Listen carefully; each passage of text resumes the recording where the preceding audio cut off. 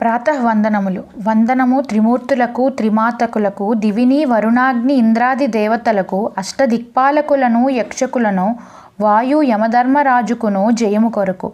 వందనము భగవంతుడా వరదునికి, తల్లిదండ్రులకు, సకల ధార్మికులకు, పంచభూతములు, రవి భూమాతలకును, స్వామి విఘ్నేశ్వరునకు జయము కొరకు. వందనము విశ్వరూపుడా బ్రహ్మమునకు, ధర్మాచారులు మహాత్మా సత్కర్మలకు, ఆత్మజ్ఞాన యోగులకును, అన్నవరుడు సత్యనారాయణుడుకును జయము కొరకు.